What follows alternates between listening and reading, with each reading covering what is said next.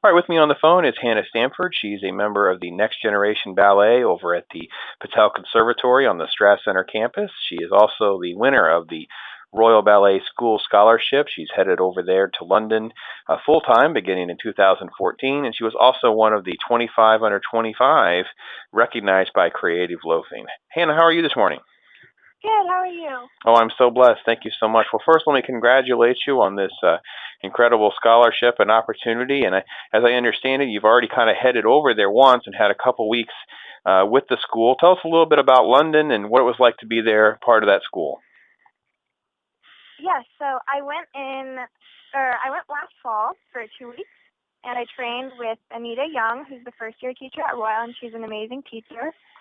I learned so much just being there in 2 weeks, and I'm really excited to go over there for the full time and experience London and the school and all of the training. It had to be just an amazing experience, and London's obviously an amazing place.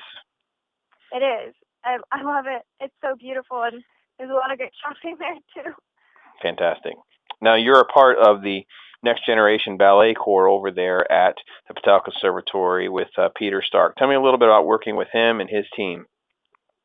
I've known Peter for a long time. I trained with him at Orlando Ballet before I followed him here.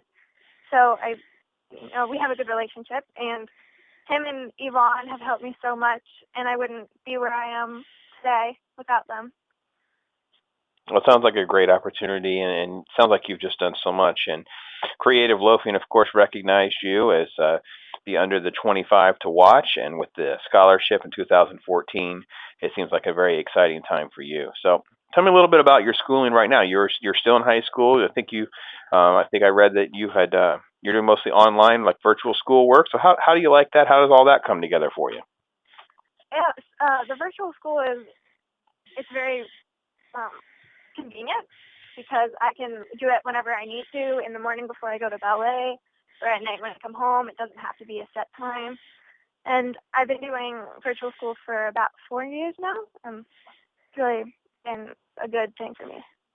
It sounds like it really worked out well. Now, you're headed to this December. There'll be another production of the Nutcracker at the Patel Conservatory, and you're due to reprise your role, I believe, as the Snow Queen. Tell us about that production and what your role is going to be. Yes, I did the Snow Queen last year, and this year I have a different partner, but I love performing the Snow Queen role in the Nutcracker, which is $1 million production, and there's beautiful sets and costumes, and they recently did the Snow Queen tutu, so it's really beautiful, and I'm excited.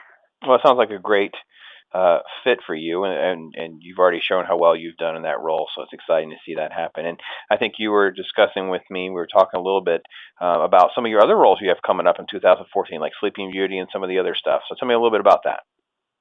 Yes, in the spring we're doing Sleeping Beauty. I'm not sure what I'm going to be yet. I'm looking forward to finding out. And then I think I'm competing in the Youth America Grand Prix competition sometime early in 2014. So I'm excited about that also. It's a very fantastic time for you, and sounds very exciting. So let me switch tables a little bit here. I know I kind of was going through some of my research. I found a little interview that you had done with Creative Loafing, and tease you a little bit because it talks about you've been dancing and stuff since you were really, really little, and it talks about you dancing to Veggie Tales and all that. So I guess you've always been a bit of a dancer, huh?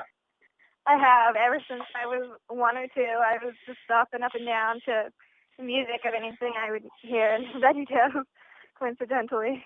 Well, I'll have to tease you a little bit because every VeggieTale person and fan I've talked to, they've always got a favorite song. They still got one that even though you're older, it'll still pop in your head. You'll catch yourself singing it. So tell everybody what that one is. You've got one at least.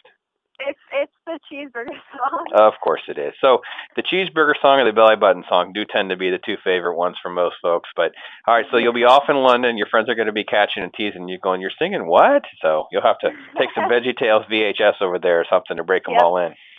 Yep. Fantastic. Well, tell me, let's talk a little bit about your personal life. What is like your favorite music? Like if we stole your iPod or something like that, and we sang, what's the things that you really love listening to the most? I love Ed Sheeran. He's my favorite. Okay. And do you have a favorite movie, or is it just kind of hard to pick one? It's had to pick one, but I do like forest subs, and I like the breakfast subs. That's awesome. That's awesome. Now you obviously there's going to be a lot of folks that you could point to here, but who's the one person that really has inspired you and really something that you kind of look to? It would definitely be my parents, because they've always helped me through the rough times, and they've supported me all the way through the years. So. Well, it's definitely paid off, that's for sure. So, yeah.